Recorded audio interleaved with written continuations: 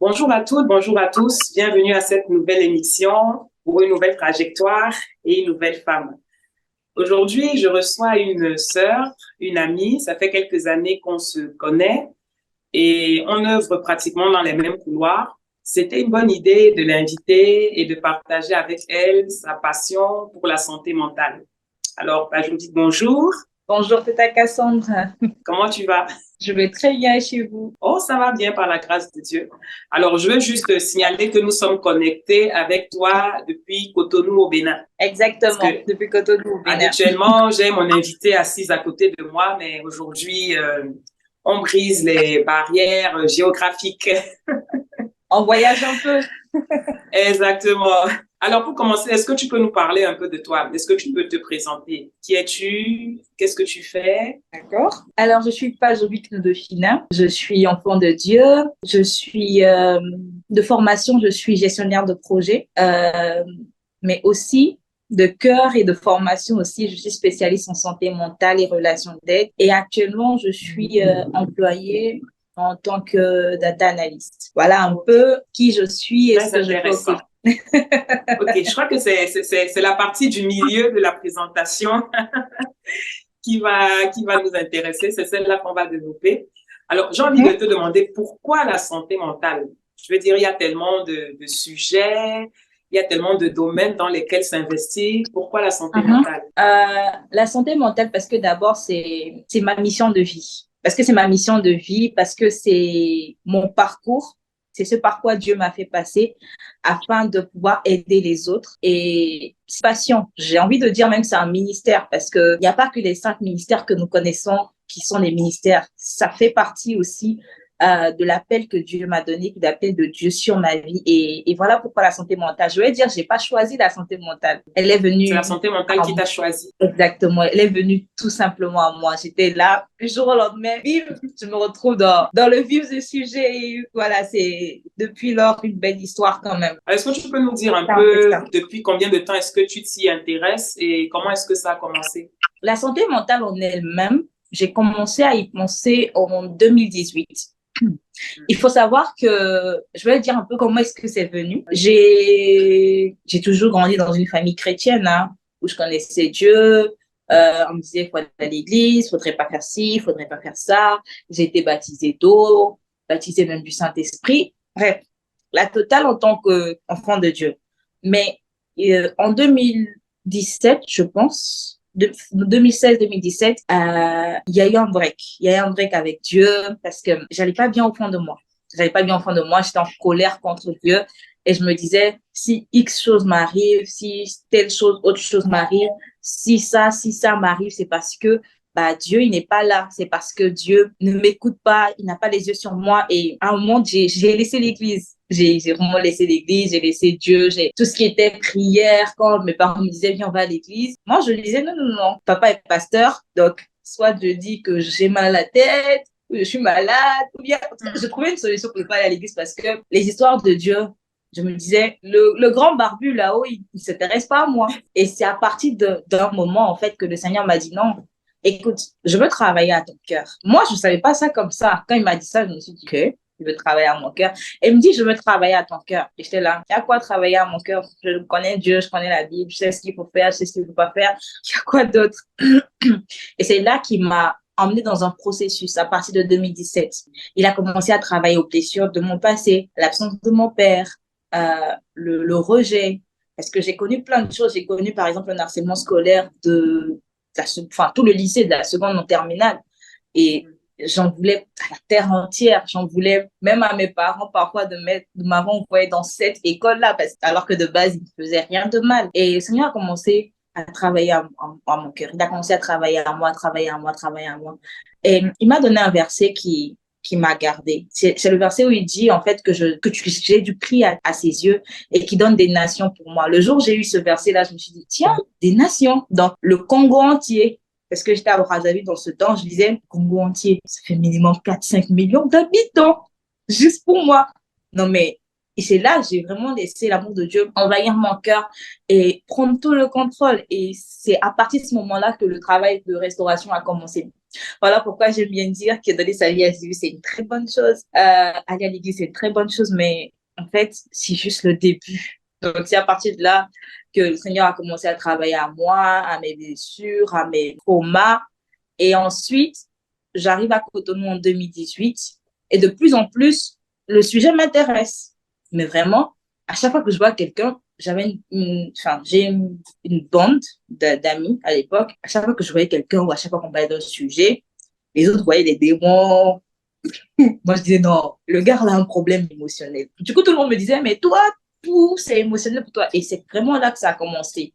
Et j'ai commencé à m'intéresser. Le Seigneur a commencé à faire grandir, en fait, cette flamme-là dans mon cœur. Et de plus en plus, de plus en plus, de plus en plus. Et un jour, je me suis dit, la flamme, elle est là, mais je fais quoi? J'avais pas de repère. Qu'est-ce que je fais? Comment je fais? C'était compliqué. Et c'est là que j'ai pu rencontrer, j'ai vu la page Facebook de mon mentor, Noélie Panda, que je suis rentrée en contact avec elle. C'est là que j'ai appris. C'est là qu'elle m'a redirigée vers une formation. Enfin, tout le processus pour la formation a commencé à partir de ce moment-là. Mais c'est vraiment en 2018, fin 2018, que le Seigneur a vraiment commencé à, la flamme a vraiment commencé à prendre dans mon cœur par rapport à la santé mentale et tout ce qui va avec. C'est un peu ça. Alors, pour toi, quelle est la place de la santé mentale dans la vie d'une personne? La place de la santé mentale dans la vie d'une personne. Il faut savoir que quand on parle de santé mentale, d'abord, ce n'est pas une histoire de maladie forcément. Quand on dit santé mentale, ça ne veut pas dire que la personne qui prend soin de sa santé mentale est d'abord malade. Il faut que les bases soient posées. Je crois d'ailleurs que ce serait peut-être bien de définir ce que c'est que la santé mentale Exactement. pour que L'Organisation tous sur le mondiale de même la pied santé. d'égalité. Exactement. L'Organisation mondiale de la santé dit que la santé mentale, c'est un état de bien-être qui nous permet d'affronter le stress de la vie et de réaliser notre potentiel, d'apprendre à bien travailler avec les autres et à contribuer à notre vie en communauté. C'est un état de bien-être. Donc, je peux être dans un état de bien-être comme être dans un état de mal-être. Donc, si je m'occupe de ma santé mentale, ça ne veut pas dire forcément que je suis malade. Et la santé mentale n'a pas une connotation négative, il faut le préciser. Parce que quand on parle de santé mentale, les gens disent « Ah oui, il est malade mentaux ». Non, ça n'a strictement rien à voir. Quand on parle de santé mentale, il n'a pas une connotation négative ou péjorative. Non, non. D'accord? Donc, la santé mentale, elle ne se définit pas par forcément la présence d'un trouble. C'est pas parce qu'on parle de santé mentale que ça veut dire que je suis malade mentale, comme je disais tout à l'heure. Maintenant, quand on dit quelle est la place de la santé mentale dans la vie d'un être humain, il faut savoir que quand on parle de santé, vous êtes d'accord avec moi que même avant la naissance dans le ventre, on parle de santé de l'enfant. On veille à est-ce que l'enfant va bien, est-ce que l'enfant se porte bien. C'est de la même manière que la santé mentale va intervenir même avant la naissance, en fait, depuis la conception. Parce que la vérité, c'est qu'il y a des blessures qui se créent dans le ventre de la mère. Alors que la mère n'a pas forcément désiré l'enfant, il y a des blessures qui se créent et l'enfant va naître, l'enfant aura des comportements et on va se demander, mais Où est-ce que il sort d'où, elle sort d'où, ça vient d'où? La vérité, c'est que peut-être il y a eu le rejet pendant la grossesse et tout ça. Et quand l'enfant naît, les parents se disent, bon, l'enfant, il est là, on va l'accepter et tout ça. Et on le couvre, on le gave. Donc, on se remarque que l'enfant, en grandissant, il développe des signes de quelqu'un qui est rejeté. Mais on se dit, il n'y a pas de raison. En grandissant, on a bien pris soin de lui, on l'a choyé, on lui a fait tout, mais d'où est-ce que ça vient? La conception, la conception. Donc, si je dois dire quelle est la place ou quelle est la place de la santé mentale, je vais dire qu'on a 5 points. La santé mentale va nous aider à 5 niveaux. Le premier niveau, c'est le bien-être émotionnel. Comme je disais tout à l'heure, plus vous avez une meilleure santé, plus vous êtes en bonne santé mentale, mieux vous vous sentez. Et même en ce qui concerne les maladies, parce qu'il y a des maladies qui sont liées à l'émotionnel. Il y a beaucoup qui sont malades, qui vont à l'hôpital, qui vont se faire soigner, mais on n'a pas de solution. Pourquoi? Parce que le problème ne se trouve pas dans le corps, mais il se trouve dans l'âme. Le problème ne se trouve pas dans le physique, mais il se trouve dans l'émotionnel. Donc, prendre soin de sa santé mentale va vous aider à être bien, que ce soit émotionnellement que physiquement. Une meilleure santé mentale va vous aider dans la relation avec les autres. Je prends quelqu'un qui est blessé, quelqu'un qui est détruit. Quand il va être en interaction avec les autres, il aura soit un complexe de supériorité ou un complexe d'infériorité. Donc, dans son rapport avec les autres, il ne sera pas à son plein potentiel. Son rapport avec les autres sera biaisé. Il aura tendance à se dire, s'il a un complexe d'infériorité, par exemple, ah non, on m'aime pas, donc je dois tout faire pour prouver que je mérite l'amour de X, que je mérite l'amour de Y. C'est ce qui va faire que pour les hommes, comme pour les femmes, euh, sur le plan amoureux, par exemple, vous pourrez vous mettre en couple avec des personnes qui sont toxiques pour vous. Vous allez rentrer dans la dépendance affective. Enfin, tout ça pourrait être évité si vous aviez une bonne santé mentale. Votre santé mentale va vous aider aussi dans la prise de décision. Et ça, c'est très important. Parce qu'il y a quoi? Généralement, en tant qu'être humain, on a, sur la pyramide de Maslow, on a le besoin d'acceptation. On se dit, si je fais X, on va m'accepter. C'est un besoin naturel de base. Mais lorsque vous êtes blessé ou lorsque vous n'avez pas une bonne santé mentale, vous allez vous rendre compte que vos décisions vont être fonction du regard des autres. Il faut qu'on m'accepte, donc je prends des décisions qui vont en direction de ce que les gens aiment. C'est là où vous allez voir des enfants qui vont vous dire, ou des adultes qui vont vous dire, j'ai pas fait les études que je voulais faire parce que mes parents voulaient que je fasse telle ou telle autre étude. Et comme j'ai envie de leur plaire, comme j'ai pas envie qu'ils me rejettent, j'ai pas envie d'être abandonnée, je n'affirme pas mon opinion et je laisse ce besoin-là d'appartenir à un groupe et à un cercle prendre le dessus et je me retrouve à avoir une vie qui n'est pas la mienne. Voilà pourquoi beaucoup se retrouvent à faire un travail, à faire des études qui ne sont pas destinées à faire et qui ne leur convient pas du tout. Et vraiment, c'est quelque chose qui bousille la vie parce que quand on regarde, quand on prend la notion de la destinée, par exemple, on se dit, on va pas gâcher 50 ans, 60 ou 70 ans, 80 ans parce que mon père, ma mère, ma soeur, mon frère, X ou Y personne voudrait que je fasse ceci comme cela. Et c'est alors là qu'on se rend compte, en fait, qu'il est très important de prendre le temps de travailler sur sa santé mentale. Parce que généralement, vous prenez parfois des décisions qui sont le fruit de vos blessures, qui sont l'empreinte des blessures. On peut se lever, on dit, je ne fais plus ci, je ne me comporte plus de telle manière. On se pense que la décision, elle vient de nous, mais en réalité, la décision, elle vient de nos blessures. Elle vient des blessures émotionnelles que nous n'avons pas pris le temps de traiter et donc d'une santé mentale dont nous n'avons pas pris soin. Le quatrième point, c'est la performance au travail ou à l'école. Pour avoir fait l'expérience, quand vous êtes émotionnellement bien, vous êtes performant, que ce soit à l'école, que ce soit au boulot, vous êtes performant. Quand vous êtes épanoui émotionnellement, vous êtes performant. Mais si vous êtes down, vous êtes vous êtes brisé, blessé, vous êtes plus exposé au burn-out, par exemple. Est-ce que vous allez faire un travail déjà, comme je disais, que vous n'aimez pas? Vous faites peut-être 40 heures par semaine. Et en plus de ça, il faut le dire, tout ce qu'on fait comme travail a son stress. Donc, le stress va se rajouter et là, vous allez vous rendre compte que vous ne pouvez plus, en fait. Et le problème, ce n'est pas le travail, général, parfois. Le problème, c'est juste que vous n'avez pas travaillé le sous-bassement qui devrait vous aider à gérer le stress. Comme on a dit tout à l'heure, la bonne santé mentale aussi, c'est la capacité à pouvoir gérer le stress et l'anxiété. Donc, vous n'avez pas pris le temps de travailler le sous-bassement qui va vous permettre de gérer tout ça. C'est ce qui fait que beaucoup aujourd'hui sont face au burn-out, sont face à plein de choses et on se demande pourquoi, mais la cause, elle est toute simple. C'est juste une santé mentale qui n'a pas été bien gérée. Le dernier point, et comme je le disais tout à l'heure, le dernier point, c'est la prévention de maladies mentales. On prend soin de sa santé mentale pour prévenir les maladies mentales. Comme je le disais tout à l'heure, la santé mentale, ce n'est pas être fou ou être folle, ce n'est pas être schizophrène, ce n'est pas tout ça. Mais lorsque vous ne prenez pas bien soin de votre santé mentale, vous pouvez être exposé maintenant à des troubles mentaux, à la bipolarité, à l'anxiété, à la dépression. Vous pouvez être exposé à ce moment-là à ce genre de maladie parce que vous n'avez pas pris au préalable soin de votre santé mentale. Donc, c'est important, en fait, de faire comme un bouclier. Voilà. Prendre soin de sa santé mentale, en fait, c'est comme construire un bouclier qui vous permet de pouvoir gérer la vie au quotidien. Tout ça. Ok, merci Pajou. Donc, en fait, si j'ai bien compris, quand on prend soin de sa santé mentale, c'est un peu comme quand on prend soin de sa santé physique en faisant de l'exercice. Exactement, c'est pareil, c'est vraiment pareil. La santé mentale, elle est au même rang que la santé. Alors, j'ai remarqué que de plus en plus, on parle de santé mentale. C'est devenu un peu comme un effet de mode.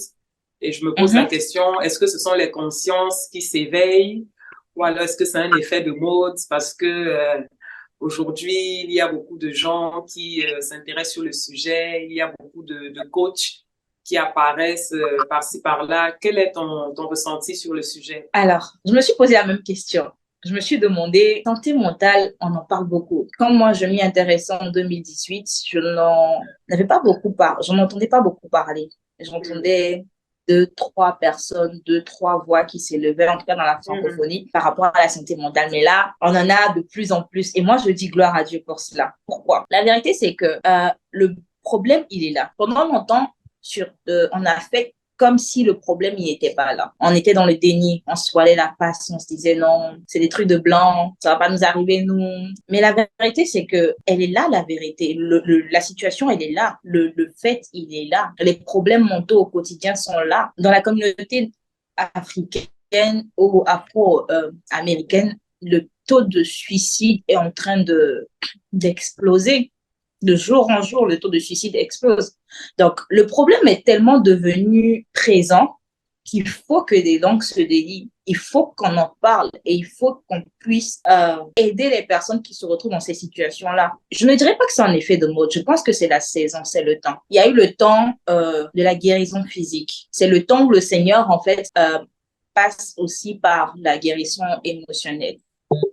Mon mentor dit quelque chose. Elle dit que il y a eu le temps où la guerre était au niveau du salut des âmes, où le diable s'investissait beaucoup pour que les gens ne donnent pas leur vie au Seigneur. Mais là, la guerre, elle reste les mêmes. Mais ce sont les armes qui ont changé. La guerre contre le diable, elle est là. Mais le diable a changé de stratégie. Et nous devons aussi nous lever et changer de stratégie afin de pouvoir emmener les plans de Dieu à manifestation sur la terre. C'est le temps où on parle de guérison émotionnelle. Parce que la vérité, c'est que beaucoup de chrétiens sont dans l'église, prient, jeûnent, tout ça, mais émotionnellement sont cassés. Et ce qui fait que plusieurs personnes se retrouvent à avoir une relation biaisée avec Dieu parce qu'ils ont une relation biaisée avec leur père, par exemple, dans le physique.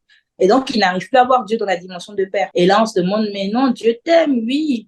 J'ai lu dans la Bible que Dieu a donné son fils unique, mais mon père qui est là ne m'aime pas. Comment c'est un Dieu que je vois pas qui va m'aimer? La vérité, c'est que la guerre, il est là. Ce sont les armes qui ont changé. Et je pense et je crois que ce n'est pas juste un effet de mode, c'est la saison et c'est le temps. Maintenant, est-ce qu'il y a des personnes qui, par derrière, profitent de ce mouvement-là pour s'infiltrer et tout ça? Moi, je pense que ça ne manque pas et ça ne manquera pas. Il y a eu des faux prophètes, il y a eu des faux docteurs, donc il y en aura certainement, mais le fait qu'il y ait du faux est aussi un signe pour attester qu'il y a du vrai. Parce que s'il n'y a pas de faux, on ne pourra pas confirmer qu'il y a le vrai. Donc, effet de mode ou pas, je pense que le plus important, c'est que le message puisse passer et le vrai message. C'est mon point de vue par rapport à la question. Alors, souvent on dit, la croyance populaire pense que des personnes qui ont des problèmes de santé mentale, ce sont des personnes qui sont faibles de caractère. Je me souviens, il y a quelques années, quand je n'allais pas très bien, j'essayais de chercher du secours à gauche et à droite. Je pense que d'ailleurs, c'est également dans la même période que j'ai commencé à m'intéresser à la santé mentale. Et les gens me disaient, non, mais c'est parce que tu ne pries pas assez. C'est parce que tu ne médites pas suffisamment. Oh, toi aussi, je sais pas, fais un effort, quoi. Tu te laisses trop aller. Tu te laisses aller à la déprime, à la tristesse, je sais pas, hein, fais quelque chose. Je me souviens très bien de cette période.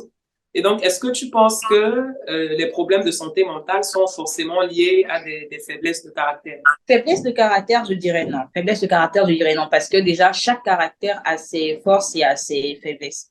Mais je ne pense pas que ce soit par rapport au caractère. Je crois que nous vivons dans une société qui, de par plusieurs situations, est remplie de personnes blessées. Nous sommes dans une société où les personnes sont blessées. Et une personne blessée va à son tour blesser la suivante. L'un va blesser l'autre et tout ça. Et ce qui va créer un déséquilibre émotionnel au niveau de chaque individu. Maintenant, il y en a qui ont la capacité à mieux rebondir, à mieux gérer, de soit par leur tempérament ou par leur expérience de vie ou par ce qu'ils ont vécu, l'environnement dans lequel ils ont grandi. Par exemple, je vais prendre un licenciement. La manière dont je vais vivre un licenciement ne sera pas pareille de la manière dont vous allez vivre le licenciement. La manière dont je vais vivre un deuil ne sera pas pareille de la manière dont vous allez vivre le deuil. Si moi, je suis dans un environnement où le licenciement est perçu comme un échec, et ben moi, on va me dire, non mais vraiment, tu aurais pu faire un effort pour garder ton emploi, tu n'aurais pas dû faire ci, tu n'aurais pas dû faire ça. Ou au contraire, on va me dire, vas-y, maintenant, c'est bon, tu as été licencié, lève-toi, cherche du boulot, ce sera la pression au quotidien. Par contre, si vous êtes dans un environnement où les gens sont bienveillants, les gens sont compréhensifs, on va vous dire, OK, il n'y a pas de souci, tu as perdu ton emploi, essaie de te former. Essaie de trouver un domaine dans lequel tu vas te former en attendant que tu ne trouves un autre emploi. On va te dire, ah, j'ai vu telle offre d'emploi pour telle chose, je t'envoie le lien, vas-y, postule. Nos rapports au licenciement ne seront pas les mêmes. Donc, je crois que ceux qui ont des problèmes, des troubles au niveau de leur santé mentale, ce n'est pas une histoire de caractère. C'est une histoire de vécu, d'expérience, d'environnement et aussi parfois de tempérament. Parce qu'il y a certains tempéraments qui sont plus susceptibles qui sont plus susceptibles d'être en dépression, je vais dire ça comme ça, mais il y a des tempéraments, en fait, qui peuvent facilement, à la exactement, c'est plus tendance à la déprime, à la dépression, au découragement et à l'anxiété et à tout ce qui va avec. Donc, vraiment, c'est en fonction de chaque individu, en fonction du tempérament, en fonction de l'environnement dans lequel vous vivez, en fonction de plusieurs facteurs, mais pas uniquement en fonction du caractère. Avoir un problème au niveau de sa santé mentale ne fait pas de quelqu'un un être faible. Avoir un problème au niveau de sa santé mentale ne veut pas systématiquement dire que la personne est faible, est nulle, ne fait pas des efforts parce qui, en apparence, sont des personnes fortes, résilientes, diligentes et tout ça, qui ont un fort caractère, mais qui émotionnellement ne vont pas bien. Donc, ce n'est pas juste une histoire de caractère, si je peux le dire ainsi. Alors maintenant, est-ce que tu peux nous parler un peu de Healing, cette plateforme que tu as mis sur pied, cette plateforme extraordinaire que tu as mis sur pied pour pouvoir aider les personnes qui traversent des moments difficiles. Parle-nous un peu de comment ça a commencé, comment ça t'est venu, comment ça fonctionne. Là, maintenant, je vais juste me taire et puis je vais te laisser parler.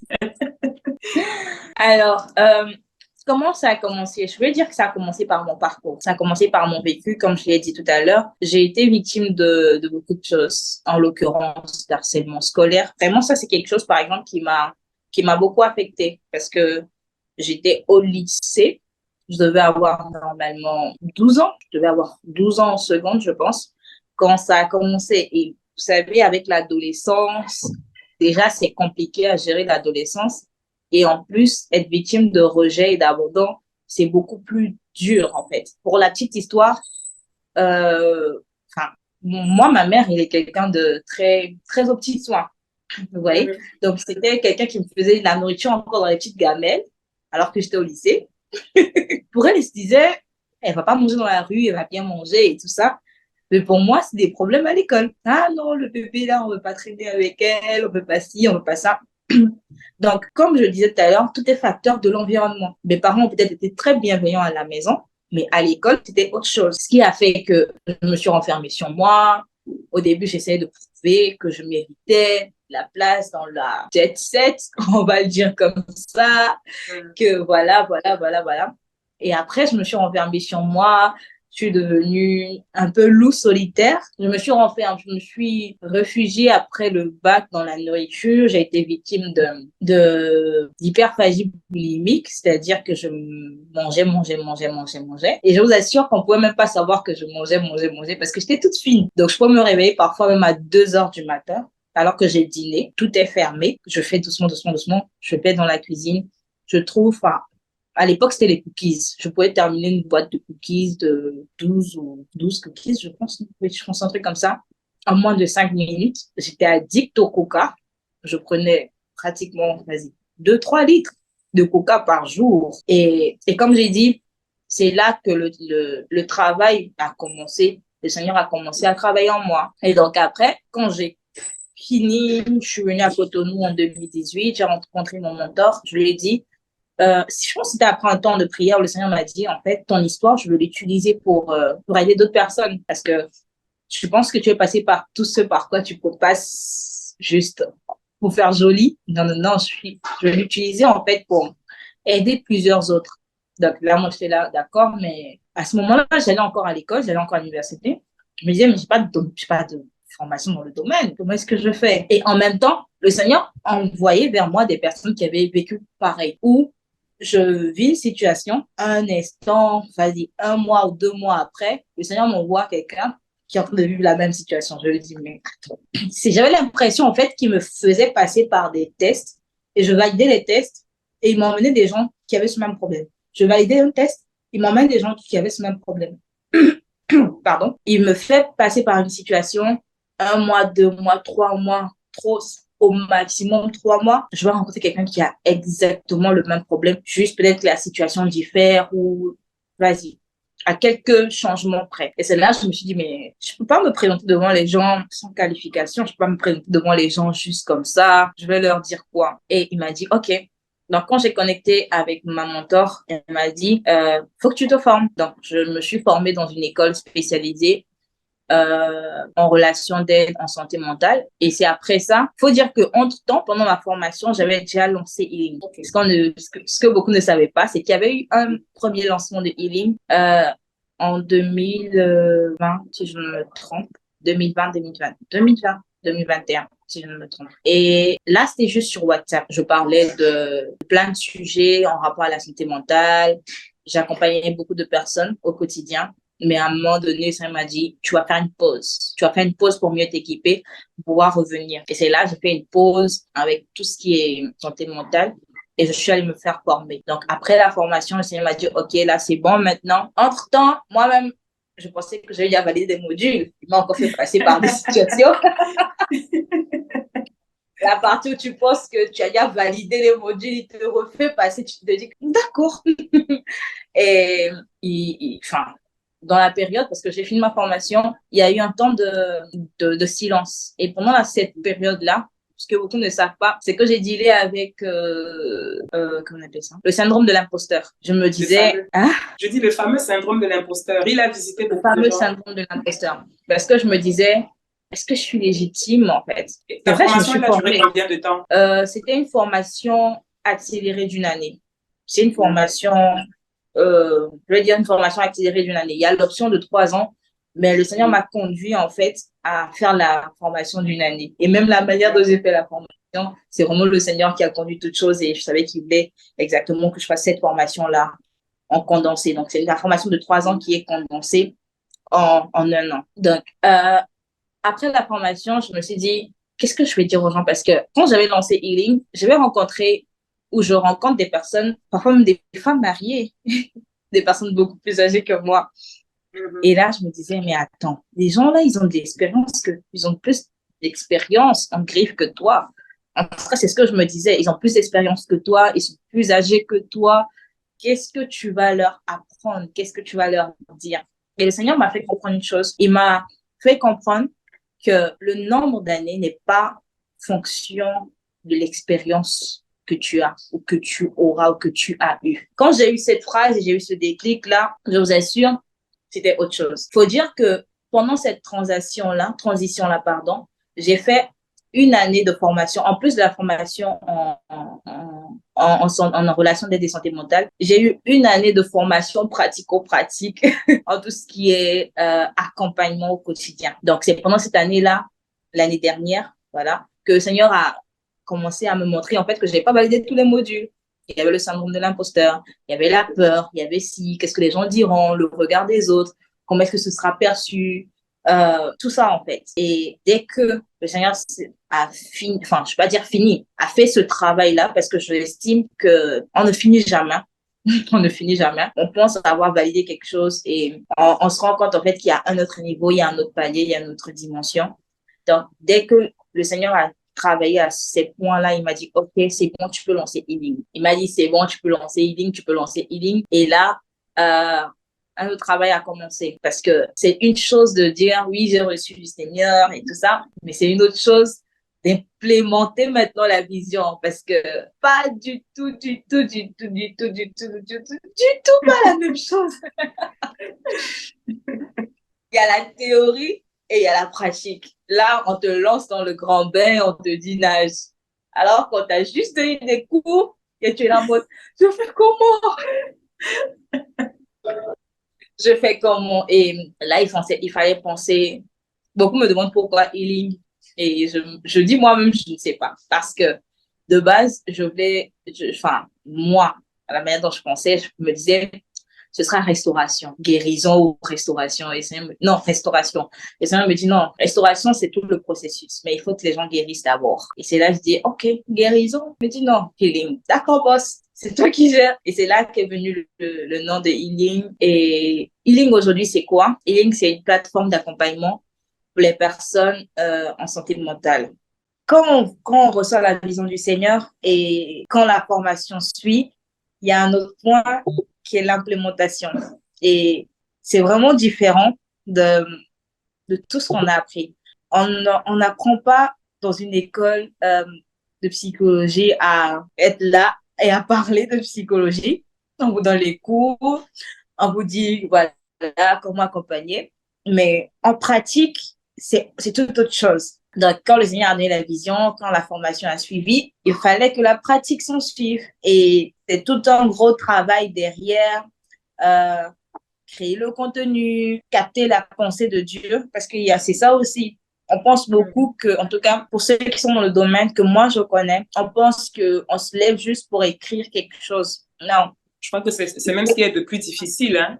Exactement. Parce que le plus difficile, c'est pas de publier des choses tous les jours, mais c'est quoi publier? Exactement. Est-ce que ça vient vraiment de Dieu ou est-ce que c'est publier pour publier? Voilà. Parce que comme on a dit tout à l'heure, il y a beaucoup d'effets de mode et on peut vouloir rentrer dans la tendance de mettre du contenu, rentrer dans de l'activisme, alors qu'en fait, le Seigneur ne nous attend pas du tout là. Je le disais au début, parler de santé mentale sur les réseaux sociaux, c'est pas pour faire joli, c'est pas pour faire des chichis, c'est pas parce qu'on a envie de le faire. La vérité, c'est que c'est challengeant. En tout cas, pour toutes les personnes que je connais qui sont dans ce domaine-là, c'est challengeant parce que généralement, nous avons un emploi. Et la réalité déjà de ça, donc c'est un challenge de chaque jour venir publier quelque chose ou chaque semaine ou peu importe, de venir publier quelque chose. Et le point véritable, ce n'est pas la publication.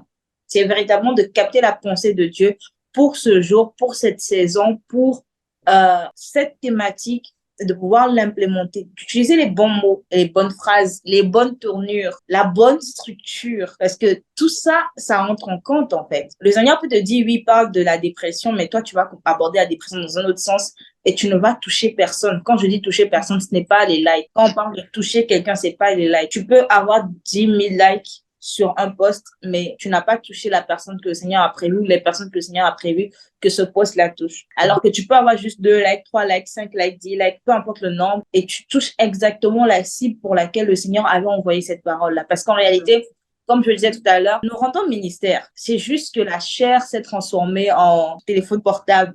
Sinon, nous rendons ministère. La vérité, c'est que le background de tout ce qui est fait sur les réseaux sociaux, mais les gens n'ont pas idée. Et les coups qui sont reçus en arrière, les gens n'ont pas idée. Que ce soit physiquement, que ce soit spirituellement, les gens n'ont pas idée. Donc, implémenter la vision de Dieu la pensée de Dieu par rapport à une vision, c'est toute autre chose qu'on n'apprend pas à l'école, mais qu'on apprend sur le terrain avec le Saint-Esprit. Donc, c'est ce qui fait qu'aujourd'hui, Healing est sur pied, une plateforme d'accompagnement et d'assistance en santé mentale et de sensibilisation aussi, beaucoup de sensibilisation, parce que c'est vrai qu'on en parle beaucoup, mais le sujet reste assez tabou encore en Afrique. Le sujet reste assez tabou encore en Afrique parce qu'on se dit, ça ne me concerne pas. Beaucoup sont dans le déni. Je rends grâce à Dieu pour la jeunesse qui a commencé à se rendre compte que ce sont des sujets d'actualité, ce sont des sujets de vie. On en a besoin. Il faut qu'on en parle, mais il y en a beaucoup encore qui sont dans une forme de forteresse et on se dit, non, non, non, moi, ça peut pas m'atteindre. Un jour, juste comme ça, j'ai fait un petit sondage au boulot. J'ai demandé aux gens, est-ce que si vous avez la possibilité d'avoir un psychologue, est-ce que vous allez le consulter? J'ai eu des réponses, je vous assure. Je suis tombée de 10 000 étages. Imagine, mais je vais faire quoi le psychologue? Quelqu'un a osé même me dire, oui, si j'ai envie de me reposer, j'ai pas envie de travailler, je vais aller là-bas, je vais lui raconter 2, 3 trucs et tout, là, je dois me reposer. mais la vérité, c'est que le besoin, il est là. La santé mentale n'a pas de couleur de peau. En vrai, l'âme n'a pas de couleur de peau. Blanc, noir, jaune, rouge. Nous sommes tous humains et en tant qu'être humain, on a une âme et on a une santé mentale à prendre soin. Voilà pourquoi Healing est là pour accompagner au quotidien, En ce qui concerne tous les événements de healing, en tout cas, pour le moment, on a la période de la santé mentale qui, d'ailleurs, auquel tu as participé quand tu étais à ton, Oui, la, je m'en souviens. C'était très on a édifiant, très ouais, intéressant. voilà. On a la période de la santé mentale qui est un temps de discussion, d'échange, de communion aussi, parce qu'on mange bien. Je Et on a, confirme. Je me souviens d'un lapin là. Hmm. on est en train de mettre sur pied aussi des groupes de parole, des healing talks qui vont être mis sur pied bientôt.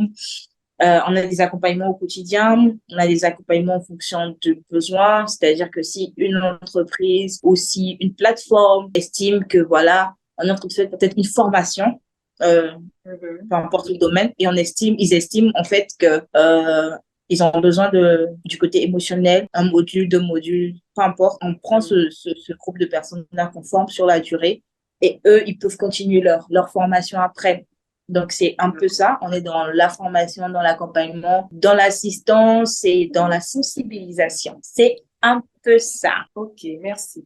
Est-ce que tu fais aussi de l'accompagnement individuel Oui, de il y personnes a à personne? l'accompagnement, exactement. Il y a l'accompagnement aussi individuel pour ceux qui n'ont pas forcément envie de parler en groupe. Ou aussi, parfois, on ne peut pas tout dire en accompagnement de groupe, en fait. On ne peut pas tout dire. Il y a des têtes dans lesquelles on ne peut pas en rentrer lorsqu'on est 5, 10 pour raison de confidentialité, mais aussi pour raison de temps. Parce que on peut pas, si on doit prendre le temps d'écouter chaque personne, même si on est 5, on est parti pour minimum 5, 6 heures et c'est vraiment épuisant pour tout le monde. Donc, il y a des niveaux où il faut accompagner personnellement. Voilà. Okay. Tu avais déjà un peu embrayé sur la prochaine question, qui Mm-hmm. était celle de savoir comment est-ce qu'on arrive à aborder le sujet de la santé mentale en contexte africain. Parce que souvent, on a l'impression que le noir, il est fort, il est tout puissant, il ne déprime pas, il arrive à tout gérer. Je ne sais pas comment ça se passe ailleurs, mais en tout cas, ici au Cameroun, on arrive à rire de tout. Même les drames les plus affreux arrivent à susciter des blagues. Pourtant, on sait que dans le fond, des gens ont été blessés, des gens ont été traumatisés. Comment est-ce que toi, tu arrives à aborder ce sujet dans ce contexte-là? Alors, dans le contexte africain, je pense que l'outil principal, c'est la communication. L'outil principal, c'est la communication. La Bible dit que le Seigneur dit que mon peuple périt faute de connaissance. C'est parce qu'ils ne connaissent pas qu'ils périssent. Et je crois que c'est parce que nous ne connaissons pas que nous formons notre propre système de pensée, notre propre raisonnement. Donc, plus la majorité sera confrontée à la réalité de la connaissance, vous allez remarquer qu'en fait, petit à petit, les systèmes de pensée vont changer, la manière de voir les choses vont changer. Et c'est pas quelque chose qui va changer dans 2 ans, dans 5 ans, parce que ça a pris un temps pour être établi au niveau de la pensée. Et ça doit prendre un temps pour que la réalité, la vérité puisse être établie à nouveau. Donc, on parle, on parle, on parle, on parle encore, on informe encore, on sensibilise encore. On va pas se lasser, on va pas se fatiguer parce que ça a peut-être pris 50 ans. On va pas changer 50 ans en 5 ans. On va pas changer 100 ans en 5 ans ou en 10 ans. Moi, je crois, et vraiment, c'est pourquoi il a été mis sur pied. Vous avez remarqué que c'est pas celui qu'on veut final. Je crois que la vision de Healing, c'est au-delà de ma personne, en fait. C'est vraiment au-delà de ma personne. Parce que même quand je ne serai plus sur Terre, il faudrait qu'il y ait des gens qui continuent à en parler, à en parler, à en parler, jusqu'à ce que la vérité soit établie et que les gens puissent prendre pleinement conscience de cette vérité-là et puissent parvenir en fait de l'âme que Dieu a prévue pour chaque être humain. C'est un peu en tout cas, c'est la communication, communication et communication. Alors, on a pratiquement terminé. On arrive à la dernière question. J'aime bien, je vais pas dire que c'est un slogan, mais j'aime bien cette phrase que tu utilises quand tu dis que tu pratiques la guérison des mots par des mots. Alors, quelqu'un va se dire, yeah, des mots, des mots. La guérison des mots, M-A-U-X, par des mots, M-O-T-S. Exactement. Voilà, pour que quelqu'un ne se dise pas, mais qu'est-ce qu'elle est en train de raconter? D'où t'es venue cette idée? Comment est-ce que ça t'est venu? Alors, la Bible dit que le Seigneur envoie sa parole. Sa parole est guérie. Je crois que la parole a la capacité de guérir quelqu'un. Je crois que la parole a la capacité de restaurer. Je l'ai dit moi-même, ça a été mon expérience. C'est par une parole que tout le processus a commencé. La parole ne va pas travailler à ta place. La parole ne va pas agir à ta place. Mais la parole a la capacité de créer en toi le déclic pour pouvoir avancer. Et voilà pourquoi j'explique que la meilleure solution, en tout cas pour certains cas, c'est d'abord la parole. Beaucoup, euh, premièrement, on recourt aux solutions médicamenteuses et tout ce qui va avec. Mais je crois personnellement que dans la majorité des cas, on a juste besoin de la bonne parole, de la bonne parole. Voilà pourquoi healing, c'est la guérison des mots MAUX par les mots MOTS. Amen. Donc, nous sommes à la fin de cette émission. Je ne sais pas, je veux dire un mot de la fin. Et la parole que tu veux laisser aux personnes qui nous écoutent à la fin de cette émission? La parole que je veux laisser, c'est de dire en fait que votre vie compte. Vous avez été envoyé sur terre parce que votre vie compte. Si elle ne comptait pas, le Seigneur ne vous aurait pas suscité sur terre. Les situations que vous avez eu à vivre, les challenges, les blessures, les coups que vous avez eu à vivre sont certainement des marques, mais peuvent se transformer en instruments pour sa gloire. Le point véritable, c'est juste de laisser le Seigneur vous guérir. Le point véritable, c'est juste de commencer à entrer dans le processus de guérison. Le point véritable, c'est de vous lever et d'activer en vous le mot de guérison. Le point véritable, c'est d'agir chaque jour pour guérir. Parce que guérir, ce n'est pas juste pour hier, mais c'est aussi pour aujourd'hui et pour demain. Ma prière, c'est que le Seigneur nous emmène tous à vivre la santé divine au niveau de notre âme selon sa parole pour sa gloire. C'était ce que j'avais à dire. Amen. Merci beaucoup, Pajovic, d'avoir consacré ton temps pour cette émission. Nous avons appris beaucoup de choses. Tu as été une bénédiction pour nous pendant ce moment. Merci énormément. Nous sommes arrivés à la fin de cette émission et qu'est-ce que je peux vous dire de plus? Nous prenons soin de notre corps en faisant des exercices. Je vois régulièrement des gens qui courent dans la rue, même sous la pluie. Alors, le même entrain que nous mettons à prendre soin de notre corps, prenons-le aussi pour prendre soin de notre âme, de notre cœur. C'est de lui que viennent les sources de la vie. C'est encore plus important que le reste. Je vous souhaite plein de bonnes choses en Jésus et à très bientôt. Au revoir.